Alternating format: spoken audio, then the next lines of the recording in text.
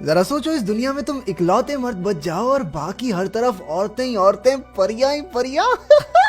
लेकिन जैसा तुम सोच रहे हो उतनी सीधी कहानी है नहीं। कहानी की शुरुआत होती है एक कमरे में जहां कई खिलाड़ी मैच खत्म होने के बाद नहा रहे थे। अचानक उनमें से एक खिलाड़ी को खून की उल्टी होने लगी और इसी तरह 7 दिन के अंदर एक एक करके सारे आदमियों की मौत हो गई। इसका कारण एक किस्म का वायरस था जिसकी वजह से 1 महीने में हजारों आदमी अपनी जान गंवा चुके थे। वहीं औरतों पर इस वायरस का कोई असर नहीं हुआ। इस घटना के 8 साल बाद धरती पर मर्द बिल्कुल खत्म हो चुके थे, तो लाजमी सी बात है कि हर तरफ औरतों का ही राज था। इंसानी प्रजाति को आगे बढ़ाने के लिए औरतों ने वेलनेस नाम की एक संस्था बनाई जिसमें जिस भी औरत की लॉटरी निकलेगी उसे मां बनने का मौका दिया जाएगा। इसके लिए वायरस फैलने से पहले के स्पर्म बैंक्स में मौजूद स्पर्म्स का इस्तेमाल किया जाता था। फिर न्यूजीलैंड में जेमी नाम की औरत को मां बनने के लिए चुना गया। वो अपनी दोस्त पिप और ननंद एलेक्स के साथ एक हे मूवी के चाहने वालों, हम आपके लिए लेकर आए हैं एक धमाका ऑफर। नेटफ्लिक्स और अमेजोन पर भारी भरकम छूट आपके सामने अभी प्लान लिखे हुए हैं। अगर आपको हमारे प्लान चाहिए तो दिए गए व्हाट्सएप नंबर पर कांटेक्ट करें। नेटफ्लिक्स और अमेजोन जैसे किसी भी प्लेटफॉर्म के लिए संपर्क करें। डेयरी फार्म चलाती थी। वायरस के फैलने से पहले जेमी अपने पति जैक्सन और बेटे के साथ एक खुशहाल जिंदगी गुजार रही थी, लेकिन इस महामारी में सब कुछ खत्म हो गया। उसकी दोस्त पिप तो वेलनेस के लिए ही काम करती है, लेकिन एलेक्स हमेशा से इस संस्था के खिलाफ थी। एलेक्स वेलनेस की लीडर लेन पर हमला करने के जुर्म में कई बार जेल भी जा चुकी थी। मोहतरमा इतनी बार जेल जा चुकी थी कि अब तो उनका वहाँ की पुलिस वाली कॉन्स्टेंस के साथ भी चक्कर चल रहा था। जब भी एलेक्स जेल से छूटकर घर जाती तो पुलिस उसके शरीर में एक ब्लिस बॉल डाल देती थी जिससे उसे कुछ समय के लिए नशा हो जाता।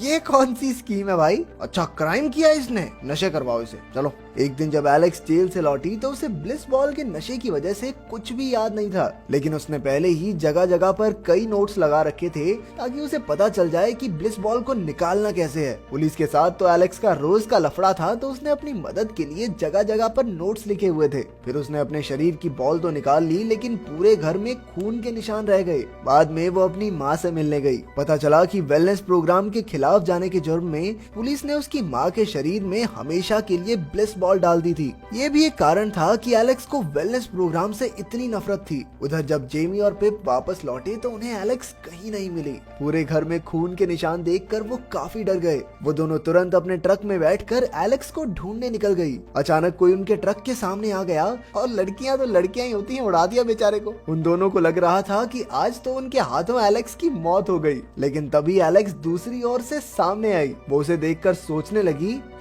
अगर तू यहाँ है तो हमने किसे उड़ा दिया? दरअसल उन्होंने जिस पर ट्रक चढ़ाया वो असल में एक आदमी है। सालों बाद एक जिंदा आदमी को देखकर उनका मुंह खुला का खुला रह गया, क्योंकि उन्हें बताया जा रहा था कि पूरी धरती पर सारे आदमी अब मर चुके हैं और अब उन्होंने आखिरी बचे आदमी को भी मार डाला। लेकिन तभी अचानक उस आदमी को होश आ गया। हालांकि वो काफी जख्मी था, इसलिए वो तीनों उसे खींचकर एक झोपड़ी में ले आई। पिप ने कहा कि उन्हें इस आदमी को वेलनेस के हवाले कर देना चाहिए, लेकिन एलेक्स इसके सख्त खिलाफ थी। आखिरकार उसने सबको मना लिया कि वो यहीं रहकर उस आदमी का इलाज करेगी। कई घंटे की कड़ी मेहनत के बाद सर्जरी कामयाब रही और तीनों लड़कियां थककर वहीं सो गई। अगली सुबह जब उनकी आंख खुली तो उन्होंने देखा कि लेन की असिस्टेंट मिशेल की गाड़ी झोंपड़ी के बाहर खड़ी थी। पिप ने फिर से कहा कि उन्हें सब कुछ सच बता देना चाहिए। इस पर जेमी ने उसे समझाया, अबे ये हमें पकड़ने नहीं, घर की इंस्पेक्शन करने आए हैं। माँ बनने के लिए सिलेक्शन हुआ ना तेरी बहन का। जेमी अपने पति और बच्चे को बहुत याद करती थी और अब एक बच्चा पैदा करना ही उसकी आखिरी उम्मीद थी।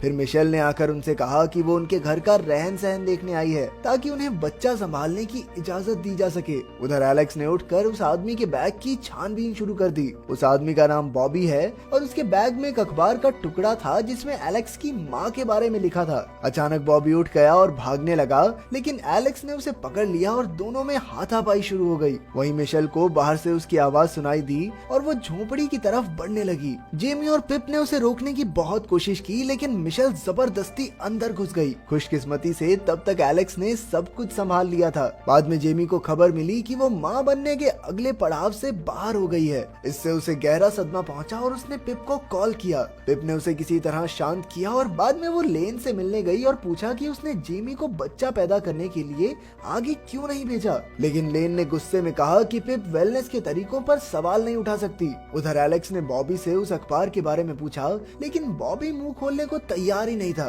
फिर एलेक्स ने उसके शरीर में ब्लिस बॉल डालने का फैसला किया, लेकिन वो ऐसा नहीं कर पाई क्योंकि उसे याद आया कि इस ब्लिस बॉल की वजह से उसकी माँ की क्या हालत हुई है। उसने गुस्से में आकर वो ब्लिस बॉल तोड़ डाली। असल में एलेक्स की माँ ने खुलासा किया था कि उसने कुछ जिंदा आदमियों को देखा है और वेलनेस जरूर कुछ न कुछ छिपा रही है। फिर बॉबी ने बताया कि अभी भी कई मर्द जिंदा हैं और उन बेचारों को ढूंढ ढूंढ कर मारा जा रहा है। इसके बाद जेमी वेलनेस की गायनोकोलॉजिस्ट डॉक्टर हार्वी के पास गई और उससे पूछा कि उसे आगे क्यों नहीं भेजा गया। डॉक्टर ने बताया कि उसने तो जेमी को अगले पड़ाव के लिए चुना था, पता नहीं किसने उसका नाम लिस्ट से हटा दिया। अब बच्चा पाने की चाह में जेमी बॉबी के पास आई और उससे कहा कि भैया इस कप में थोड़ा सा स्पर्म दे दो।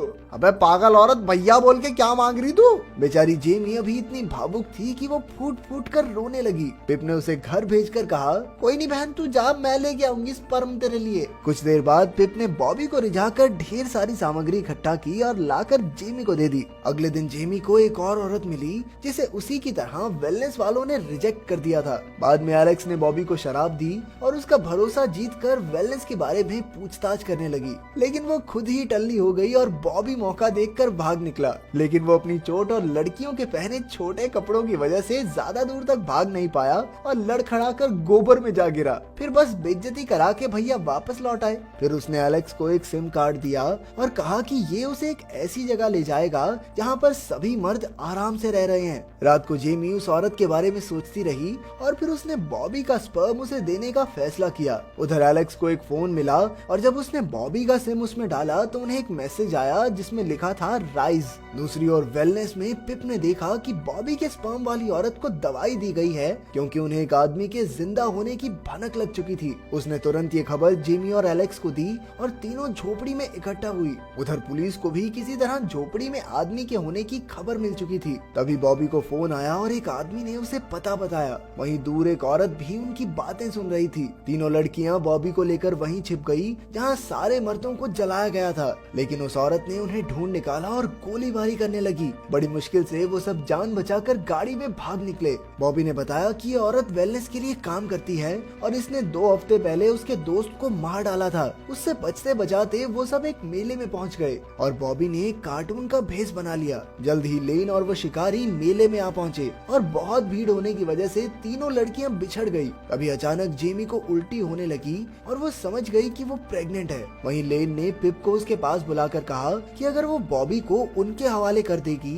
तो लेन उसकी सहेलियों को कोई सजा नहीं देगी और पिप भी प्रमोट होकर वेलनेस की मेन कमेटी में आ जाएगी। वहीं शिकारी औरत ने बॉबी को देख लिया और वो भागने लगा। एलेक्स जैसे तैसे पिप और जेमी से मिली और पिप ने उन्हें लेन के ऑफर के बारे में बताया। तभी उन्होंने देखा कि शिकारी बॉबी को बेहोश करके अपने साथ ले जा रही थी। खुशकिस्मती से जेमी उनके ट्रक के पीछे छिपी हुई थी। जेमी को वहाँ 4 बेहोश करने वाले इंजेक्शन मिले और उसने चारों शिकारी के ऊपर फेंक दिए। उनमें से एक शिकारी को लग गया और वो वहीं बेहोश हो गई। फिर उसने बॉबी को बचाकर उसे बताया कि वो उसके बच्चे की माँ बनने वाली है। कुछ देर बाद एलेक्स और पिप भी उन्हें मिल गए और सभी मिलकर उस पते की ओर बढ़ने लगे। बातें करते हुए उन्हें एहसास हुआ कि पिप तो उन्हें वेलनेस सेंटर में ही ले आई थी। वेलनेस का साथ देने के लिए पिप को एक आलीशान कमरा मिला और एलेक्स और जेमी को बंदी बना लिया गया। एलेक्स ने लेन से कहा कि जेमी प्रेग्नेंट है इसलिए उसे जाने दिया जाए, लेकिन लेन को इस बात से कोई फर्क नहीं पड़ता था। इसके बाद पिप को अच्छे कपड़े पहनाकर वेलनेस के डिनर पर लाया गया। हमारे बॉबी भैया को भी हथकड़ी पहनाकर वहाँ बैठाया गया था।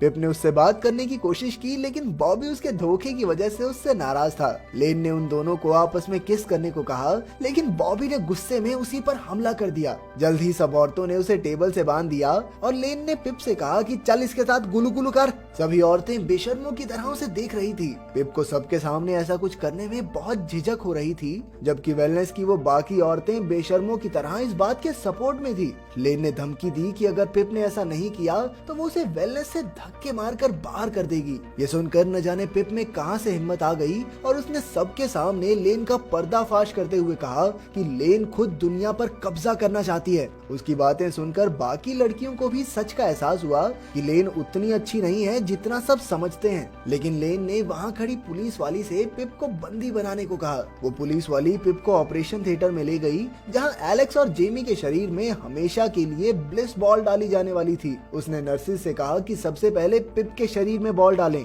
लेकिन जैसे ही वो नर्सिस मुड़ी उसने उन दोनों को बेहोश कर दिया। फिर उसने एलेक्स और जेमी को उठाकर उसे बेहोश करने को कहा ताकि वेलनेस वालों को ये ना लगे कि कॉन्स्टेंस ने उनकी भागने में मदद की है। बेचारी एलेक्स ने रोते रोते कॉन्स्टेंस को बेहोश कर दिया और तीनों भागकर जंगल में आ पहुंची। पिप ने उन्हें धोखा देकर लेन का साथ दिया, इसलिए एलेक्स बेहद गुस्से में थी, लेकिन पिप ने रोते हुए उन दोनों से माफी मांगी। आखिरकार सबने एक दूसरे को माफ कर दिया, जिसके बाद उन्होंने कुछ हथियार इकट्ठा किए और लेन की गाड़ी रोकी जिसमें वो बॉबी को सरकार के हवाले करने जा रही थी। उन्होंने लेन को तो बेहोश कर दिया, लेकिन बॉबी ने कहा कि वो उनके साथ नहीं जाना चाहता। उसके नखरे पेलने के चक्कर में लेन को होश आ गया और उसने बॉबी पर बंदूक तान दी, लेकिन तीनों लड़कियां उसके सामने आकर खड़ी हो गई कि नहीं, उसे मारने से पहले तुम्हें हमें मारना होगा। और आखिरकार इस सब ड्रामे के बीच उन्होंने फिर से लेन को बेहोश कर दिया, लेकिन फिर उन्हें पता चला कि बॉबी तो उनके बिना ही भाग गया। बड़ा एहसान फरामोश आदमी है, इसके लिए मरने को तैयार हो गई थी हम।